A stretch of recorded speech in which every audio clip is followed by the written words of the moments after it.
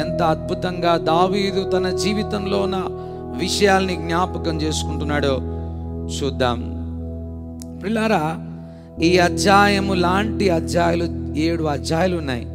దావీదు తన పాపాన్ని గురించి పశ్చాత్తాపడిన అనుభవాలను ప్రతిసారి గుర్తు చేసుకుంటూ వచ్చాడు. This is a painful moments. These are the dark moments. These are the guilty moments. These are the effects of physical and spiritual sin. ఆధ్యాత్మికమైన పాపము యొక్క స్థితి వలన కలిగిన ఫిజికల్ అండ్ స్పిరిచువల్ ఎఫెక్ట్స్ ని మనము చూస్తా ఉన్నాం.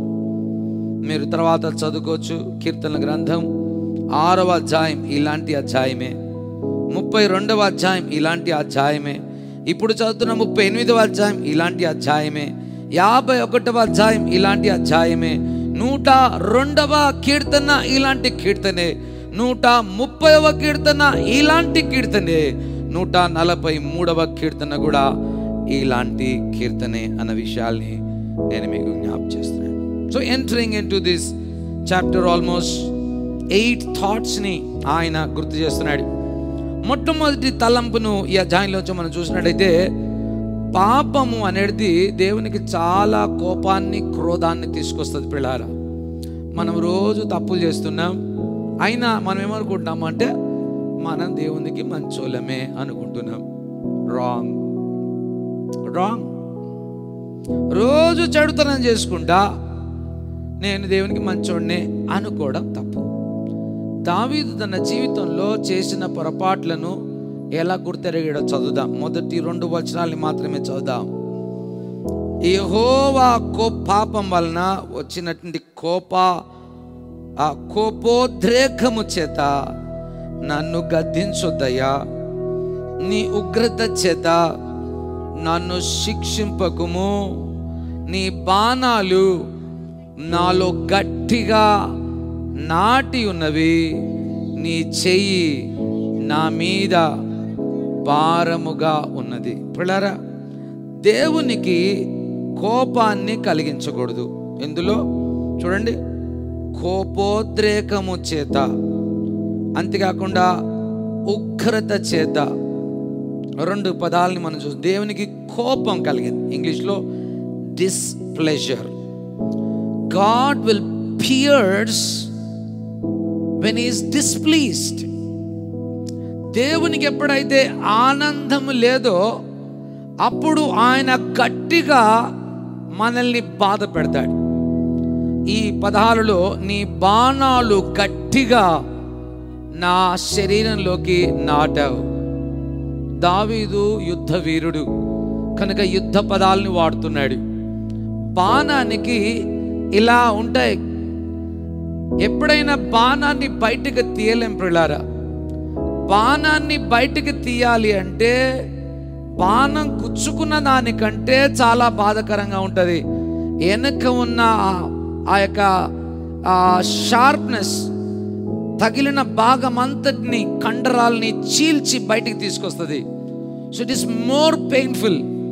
పిల్లారా, దేవునికి మనం చేస్తున్న మరి ఆనందం లేని పనులు, సంతోషకరము కాని పనులు చాలా కోపాన్ని కలగజేస్తాయి. And it will be displeasing him and he will pierce us very badly.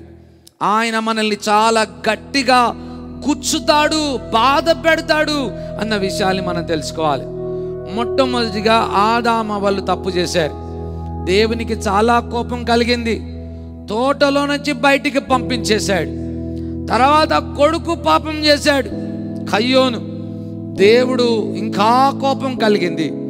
దేవుడు కయ్యోనుతో అన్న మాటల్ని 4వ అధ్యాయం 13-14 వచనాల్లో చదువుదాం. దేవునికి ఆనందం లేకపోతే కలిగే బాధల్ని మనం జ్ఞాపకం చేసుకుంటున్నాం. ఆదికాండము 4వ అధ్యాయము 13వ వచనం 14వ వచనంలో గాయపడిన కయ్యోను బాణాలు గట్టిగా ఆయన లోపలికి నాటుకుపోయినప్పుడు, దేవుని చెయ్యి భారంగా కయ్యోను మీద ఉన్నప్పుడు, దేవునికి కోపోద్రేకం చేత గద్దిస్తున్నప్పుడు, కయ్యోనును దేవుడు శిక్షిస్తున్నప్పుడు ఆయన కలిగిన బాధను చదువుదాం. 4వ అధ్యాయం జెనసిస్ చాప్టర్ 13 and 14. అందుకు కయ్యోను, నా దోష శిక్ష నేను భరింపలేనంత గొప్పది. నేడు ఈ ప్రదేశములో నుండి నన్ను వెళ్ళగొట్టితివి. నీ సన్నిధికి రాకుండా నన్ను వెలివేయబడి దిగులు పడుచు భూమి మీద దేశ దిమ్మరణై ఉందును. కావున కనుగొను వాడెవడో వాడు నన్ను చంపునని యెహోవాతో అనను. కయ్యోను అంటున్న మాటలను గమనించండి. నా దోష శిక్ష నేను భరింపలేనంత గొప్పది. పిల్లరా, when God is displeased, the arrows will be hard to remove. ఈవేళ దేవుని పిల్లలు అన్నిల గురించి మాట్లాడటం లేదు. బాప్తిజం తీసుకున్నవారు, నేను దేవుని బిడ్డ అని చెప్పేవారు, ఆయన బలలో ఉండేవారు, నేను దేవుని కుమారుని, దేవుని కుమార్తె అని చెప్పుకునేవారు. గుర్తుంచుకోవాల్సిన primary thought, sin will bring displeasure. ఈవేళ దేవుని బిడ్డారా, పాపం అంటే దేవునికి ఇష్టం లేదు. పాపమును ప్రతిదినము చేస్తూ చేస్తూ చేస్తూ ఉండకండి. పాపంలో పడుతూ ఉంటాం, కానీ అందులో ఉండకూడదు, అందులో నిలిచి ఉండకూడదు, అందులో బొర్లుతూ ఉండకూడదు. ఆహా ఆహా ఈ బురద ఎంత బాగుంది అని ఆ బురదలో దొర్లాడకూడదు. ఎప్పుడైనా తప్పు చేస్తే మన కొరకు ఒక మంచి అడ్వకేట్ ఉన్నాడు, మన దోషములను క్షమించగలిగినవాడు. ఆయన తప్పకుండా నిన్ను క్షమిస్తాడు, నిన్ను ఆదరిస్తాడు. But don't you ever play in sin, that will harm you, because it is displeasure unto God. ఎంత చక్కని మాట దావీదు మనకు మొదటి విషయంలో జ్ఞాపకం చేశాడు. దేవునికి ఆనందం లేకపోతే పరిణామాలను చూడండి, దేవునికి ఆనందం కలిగితే పరిణామాలు చూడండి. ఇశ్రాయేలు ప్రజలందరూ 40 సంవత్సరాల అరణ్యంలో దేవుని మాట వినలే. దేవుడు కానాన్లోనికి పోనిచ్చిండా? లేదు, పోనీయా. మీరు ఇక్కడే గిరగిరా తిరిగి ఇక్కడే రాలిపోవాలి అని చెప్పాడు దేవుడు. దేవుడు మోసే నాయకుడు కదా, కష్టపడ్డాడు కదా, మంచోడు కదా, పాస్టర్ కదా అని వదిలేసిండా? వదిలేలే. దేవుడు అన్నాడు, మోసే నువ్వు కూడా వాళ్ళలాంటి పాపమే చేశావు కనుక నీవు కూడా ఇక్కడే చచ్చిపోవాలి. కానానులోకి వెళ్ళడానికి నాకు ఇష్టం లేదు. You brought me displeasure, I will kill you, you will die here in this wilderness. పిల్లారా, అహరోను దేవుని సముఖంలోకి తెరల ఆవలికి వెళ్ళిన వాడు కదా. అహరోనును పోనీలే, పాపంలే అని క్షమించిండా? దేవునికి డిస్ప్లెజర్ కలిగితే చంపేసిండు.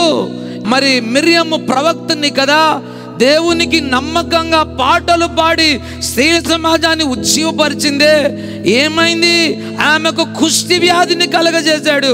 కారణం ఏంటంటే when God is displeasured, గుర్తుంచుకోవాలి, ఆయన మనల్ని గద్దిస్తాడు, ఆయన మనల్ని గట్టిగా శిక్షిస్తాడు. ఆయన బాణాలు గట్టిగా మన గుండెల్లోకి వెళ్ళేటట్టు నాటుతాడు. ఆయన చెయ్యి బహుభారంగా ఉంటుంది అన్న విషయాన్ని జ్ఞాపకం చేసుకోవాలి.